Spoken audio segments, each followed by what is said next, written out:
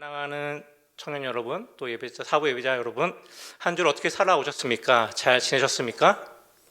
네. 한 주 동안 기쁨이 넘치셨나요? 네. 여러분, 사랑하면 어떤 생각이 드십니까? 사랑이라는 단어를 들으면 어떠한 생각이 드세요? 아직 사랑을 안 해보셨나요? 네. 사랑, 누군가 나를 사랑하고 또 내가 누군가를 사랑하면은 마음이 어떠시죠? 자, 우리 일단 얼굴 표정 좀 바꿔볼게요. 네, 마치 사랑 안 해본 것처럼 이렇게 저를 쳐다보시는데요. 네, 한번 기쁨, 그 사랑을 생각할 때의 기쁨, 또는 한 20년 전에, 30년 전에 사랑을 할 때의 그 기쁨 한번 떠올려 보세요. 우리 어른들은 떠올려 보고, 우리 청년들은 지금 사랑하고 있다면은 지금의 모습들, 또는 사랑할 것을 기대하면서 또 그 생각들을 한번 떠올려 봤으면 좋겠습니다. 사랑하면은 우리는 누구나 다 설레는 마음 또는 두근거림, 그것이 있을 것입니다. 그렇죠? 네, 제가 오늘 마지막 설교거든요. 자, 저만 그런 것 같습니다. 사랑하면은 떠오르는 게 설렘, 그 상대방을 향한 설렘 또는 두근거림, 그리고 그 앞에 섰을 때에 이 심장이 뛰는, 심장박동이 쿵쾅쿵쾅 뛰는 그런 느낌들이 다시 생각납니다. 이러한 마음이요, 사랑하는 사람 혹은 사랑을 받는 사람들이 가지는 그러한 마음들일 것입니다. 또한 그 마음들을 표현하고 또 표현하면서 생각하는 게 바로 우리들의 모습입니다. 그리고 그 사랑에 대해서 우리는 더 좋은 것으로, 어쩌면 내가 갖고 있는 것에 최선을 다해서 상대방에게 표현할 것입니다. 그 상대방이 사랑하는 사람이 힘들지 않기를 바라는 마음으로, 그를 사랑하는 마음으로 조금 더 조심스럽게 또는 배려하는 마음으로 그것들을 표현하는 게 바로 우리들의 모습입니다. 이러한 사랑의 모습, 사랑하는 자 또 사랑받는 자의 모습이 이러한 마음에서 비롯된다는 것을 우리는 살아오면서 그렇게 경험해 왔습니다. 그렇다면 이것이 진짜 사랑일까요? 아니면 한계가 있는 사랑일까요? 유한한 우리에게는 이것이 진짜 사랑이라고 여길 수 있습니다. 그리고 그것이 정말이라고 우리는 말하기도 합니다. 그런데 오늘 본문은 우리의 한계를 뛰어넘는 이 진짜 사랑의 모습이 어떠한지를 보여주고 있습니다. 우리를 가장 잘 아시고 우리를 가장 사랑하시는 그분은 옆에 있는 짝이 아니라, 또 내가 사랑하는 사람이 아니라 바로 하나님 한 분이심을 믿으시고 기억하시기 바랍니다. 성경 우리를 향하신 이 하나님에 대해서, 또 그리고 하나님의 사랑에 대해서 기록하고 있습니다. 구약의 창세기부터 신약의 계시록까지 그 사랑을 기록하고 있는데, 그래서 성경을 요약하면은 우리를 향하신 하나님의 사랑이다라고 요약할 수가 있습니다. 그래서 오늘 함께 읽은 요한일서 4장 9절과 10절은 우리를 향하신 이 하나님의 사랑의 모습이 어떠한지, 또 그분의 이 사랑의 방법이 어떠한지를 우리에게 잘 표현해 주고 있습니다. 다시 한번 그 말씀을 같이 읽어보겠습니다. 하나님의 사랑이 우리에게 이렇게 나타난 바 되었으니 하나님이 자기의 독생자를 세상에 보내심은, 사랑은 여기 있으니 우리가 하나님을 사랑한 것이 아니요 하나님이 우리를 사랑하사 우리 죄를 속하기 위하여 화목제물로 그 아들을 보내셨음이라. 아멘. 우리를 향하신 하나님의 사랑이 말만이 아니라 이것을 현실적으로 우리에게 보여주고 있다는 것을 다시 한번 말해주고 있습니다. 우리는 사랑하면 말로 표현합니다. 그리고 그 말로 표현하고 행동으로 보여주기도 하죠. 하지만 이 각자의 한계가 오면은, 이 사랑의 한계가 이르게 되면은 말만 할 뿐 이제 행동은 사라지게 됩니다. 그리고 그 말도 사라질 때가 있습니다. 그리고 이별을 하게 됩니다. 이것이 우리의 사랑의 모습입니다. 하지만 하나님께서는 말로 할 뿐 아니라 이 사랑의 모습이 어떠한지를 우리에게 보여주셨습니다. 바로 죄로 인하여서 하나님과 원수가 된 우리를 사랑하신다라고 말씀하시면서 그 원수된 우리를 용서하시고 다시 교제하기를 원하시는 것입니다. 다시 하나님과 우리가 화목해 되기를 하나님은 원하시는 것입니다. 그래서 그 방법으로 구약에서는 짐승을 잡고 그 피로 우리의 죄를 대신하여서 하나님과 화목해 하였습니다. 신약의 세계에 들어와서는 자신의 독생자 예수를 이 땅에 보내시고 우리를 위하여 대신 십자가에 죽이심으로 원수된 우리의 죄를 대신하시고 우리의 죄값을 단번에 지불하심으로 하나님과 화목해 하신 것입니다. 여기에 중요한 점이 있습니다. 바로 우리가 하나님께 무엇인가를 잘해서 혹은 우리가 하나님을 너무나 사랑해서 하나님께서 우리를 위해서 이 방법을 행하신 것이 아니라는 것입니다. 우리는 여전히 하나님과 원수된 자들이고 하나님을 대적하는 자들입니다. 그렇게 살아가는 존재가 바로 우리들입니다. 죽었다 깨어나도 우리의 죄성과 우리 안에 있는 죄악된 모습은 변하지 않습니다. 결코 변하지 않습니다. 여전히 하나님을 대적하며 하나님과 원수된 자로서 살아가는 자가 바로 우리들입니다. 지금도 우리의 영혼이 깨어있지 않거나 혹은 우리 안에 새겨놓으신 하나님의 말씀이 없다라면 우리는 지금 당장이라도 죄악의 길로 달려가는 존재들인 것입니다. 이 사실을 우리는 날마다 기억해야 합니다. 왜냐하면 이 사실을 기억해야 우리에게 필요하신 분이 바로 예수 그리스도이시다는 것을 고백하기 때문입니다. 만약 이 사실을 잊은 채 살아가면 예수님의 필요를 우리는 느끼지 못하고 그냥 내가 할 수 있다라고 말하면서 살아가는 존재, 더욱더 하나님과 원수된 자로서 살아가는 존재가 되기 때문입니다. 그러면 하나님께서는 언제 이 사랑의 모습을 우리에게 보여주셨을까요? 로마서 5장 8절 말씀 보게 되면 이렇게 말씀하고 있습니다. 우리가 아직 죄인 되었을 때에 그리스도께서 우리를 위하여 죽으심으로 하나님께서 우리에 대한 자기의 사랑을 확증하셨느니라. 아멘. 우리가 아직 죄인 되었을 때에 우리가 뭔가 하나님과 해결해서 하나님 앞에 떳떳하게 섰을 때가 아니라 우리가 아직 죄인 되었을 때에 여전히 죄인으로 있을 때에 하나님께서 그리스도를 우리를 위해서 죽이심으로 우리에 대한 하나님의 사랑을 확증하신 것입니다. 내가 너를 사랑한다.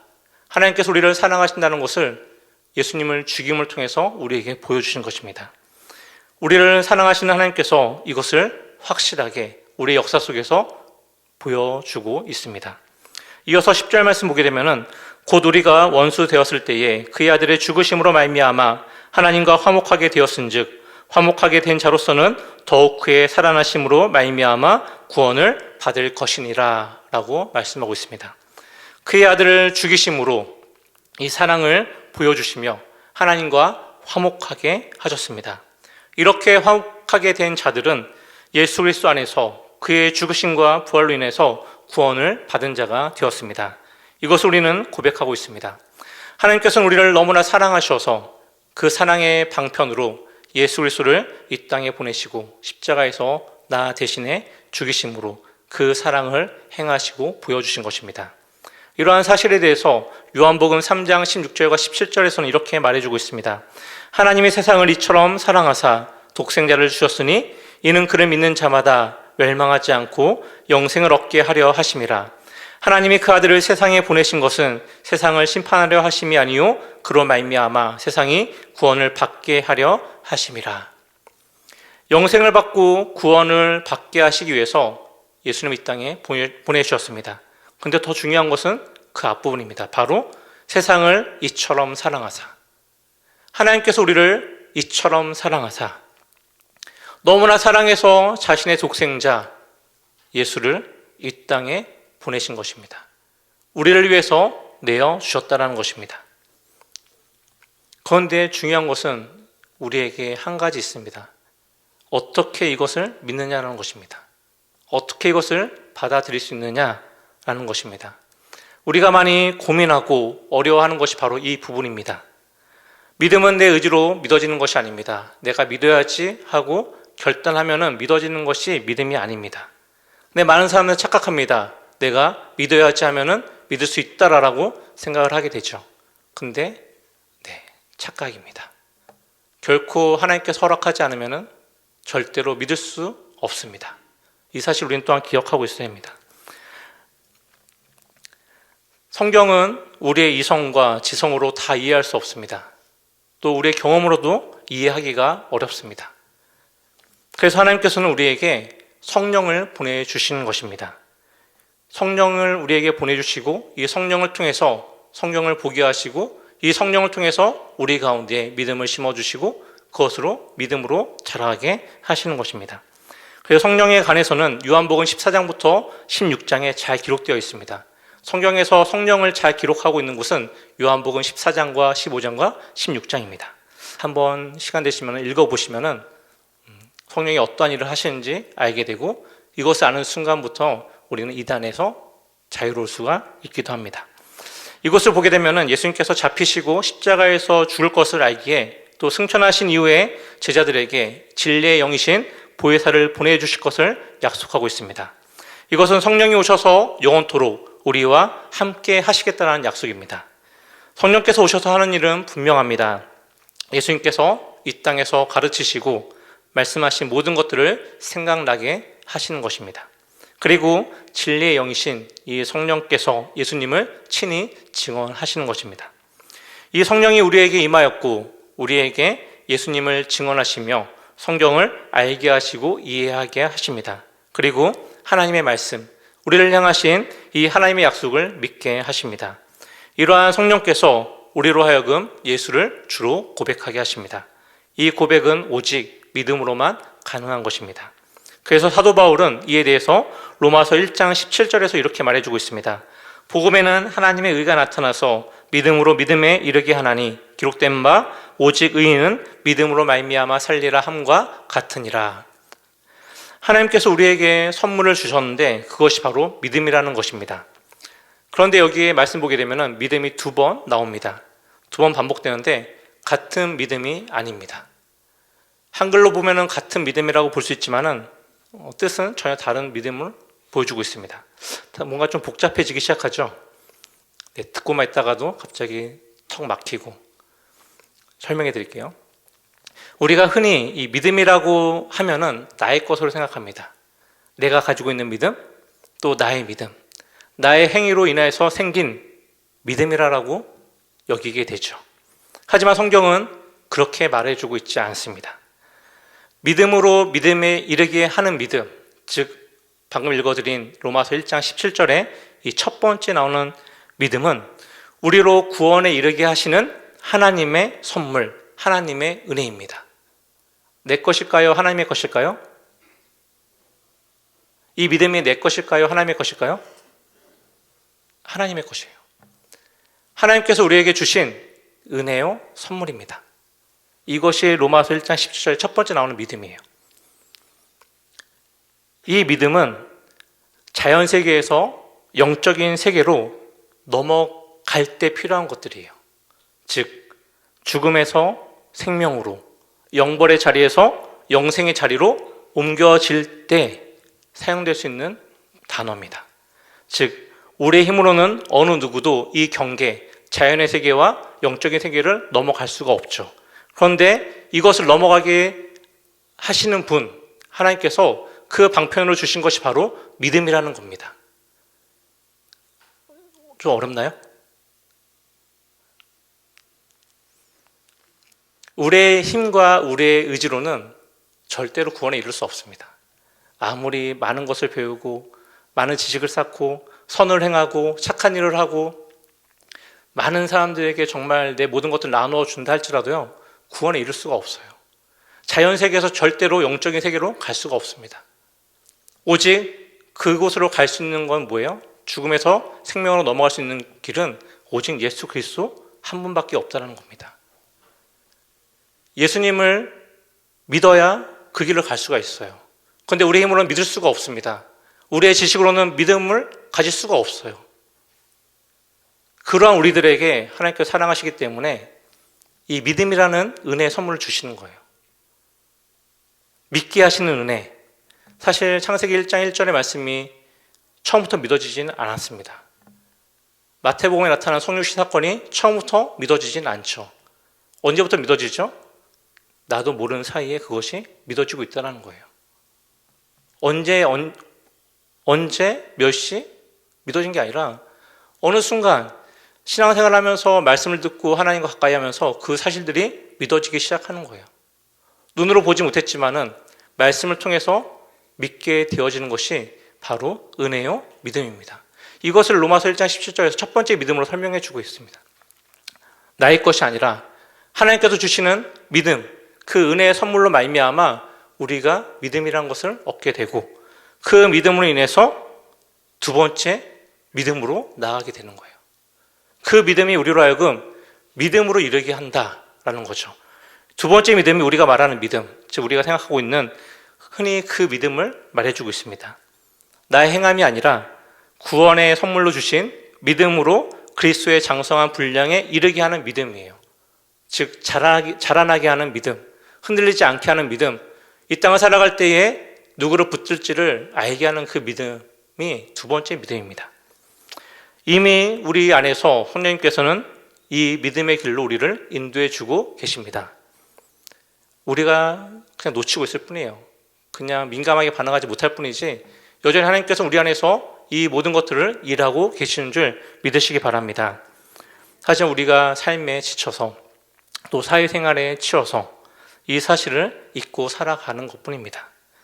이 은혜의 사실을 망각한 채 그냥 지나가고 있는 것뿐이에요. 하나님을 믿는다고 하면서도 여전히 이 공허함을 가지고 살아가는 것이 바로 우리이기 때문에 우리는 우리 안에서 역사하시는 성령님의 그 능력들을 가끔씩 잊고 살아가고 있습니다. 언제 이 사실을 우리가 알게 됐냐면은 하나님이 살아있음을 문득 생각할 때, 그리고 우리의 인생이 공고할 때, 질병으로 인해서 어려움을 당하고 경제적인 어려움 당할 때에 문득 생각나는 거예요. 20대, 30대, 40대를 지나가고 이제 40대 중반을 지나면서 저도 모르게 느껴지는 게 하나 있더라고요.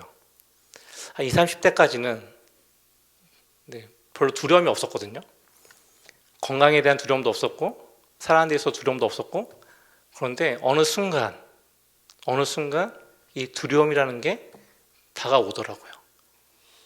뭔가 육신이 약해져가는 듯한 느낌?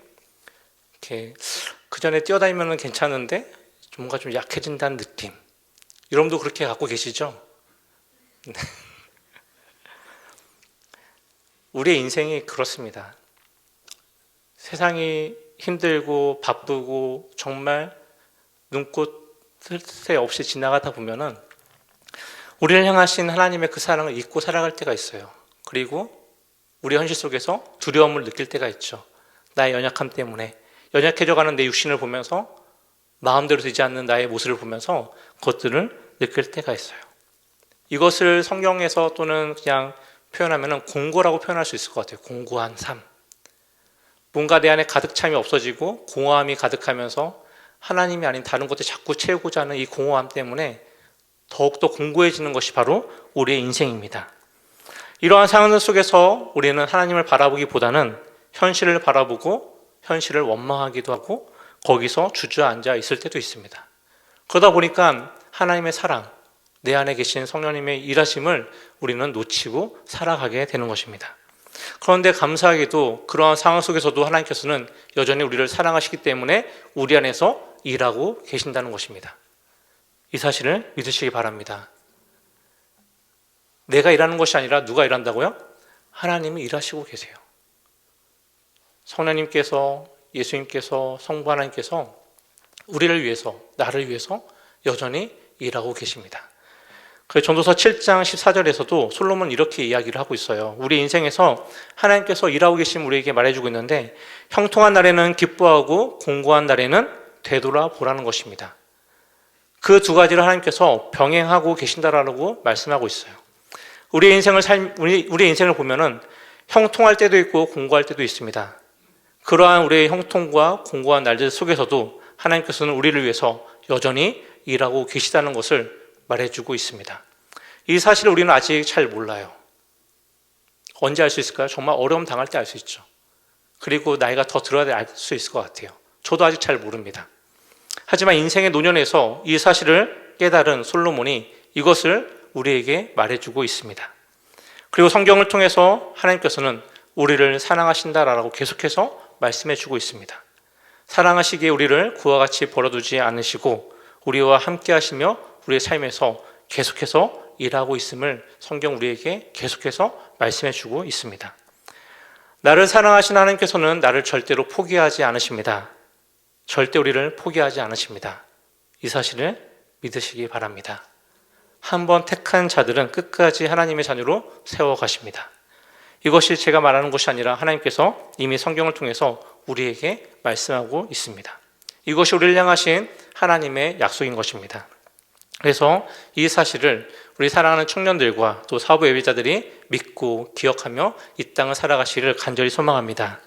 그래서 사도 바울 역시 우리를 향하신 이 하나님의 사랑을 이렇게 말해주고 있습니다. 로마서 8장 38절과 39절 말씀을 같이 읽어보겠습니다. 내가 확신하노니 장래일이나 능력이나 높음이나 기쁨이나 다른 어떤 피조물이라도 우리를 우리 주 그리스도 안에 있는 하나님의 사랑에서 끊을 수 없으리라. 아멘. 우리를 향하신 하나님의 사랑은 이 땅의 어느 무엇도 어느 누구도 끊지 못합니다. 설령 그것이 사망이며 또 세상의 권세자들이고 어떠한 상황이라 할지라도 예수 안에 있는 우리, 예수 안에 있는 하나님의 사랑을 끊지 못한다라고 분명하게 선포하고 있습니다.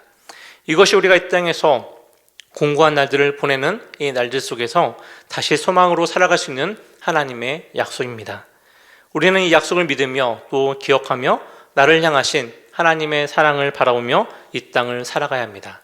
그리고 우리 안에 내주하시며 일하시는 성령님을 의지하며 우리의 믿음을 위해서 계속해서 기도해야 합니다. 주께서는 우리의 연약함을 아시기 때문에 오늘도 하나님 우편에서 우리를 위해서 간구하고 계십니다. 성령께서도 우리의 연약함을 도우시며 우리를 이끌어 가십니다.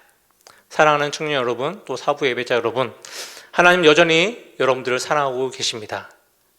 하나님 앞에 가는 그날까지 여러분들을 사랑하십니다. 그리고 하나님 앞에 섰을 때에 의의 면류관을 씌워주며 잘하였다 충성된 종아라고 말하실 것입니다. 이 사실 우리는 기억하며 이 땅을 살아가야 합니다. 그렇기 때문에 세상이 아무리 나를 힘들게 하고 내가 원하는 대로 되지 않는다 할지라도 여전히 나를 위해서 일하시는 하나님, 그분이 나와 함께 하시고 나를 인도하시고 나를 붙들고 있다는 사실을 기억하시기 바랍니다.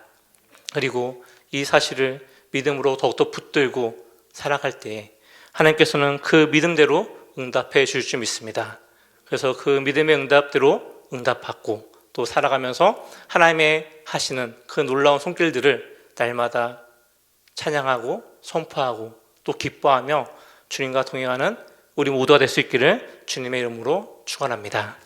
말씀을 기억하면서 함께 찬양하기 원합니다. 잘 모를 수 있는 찬양인데요.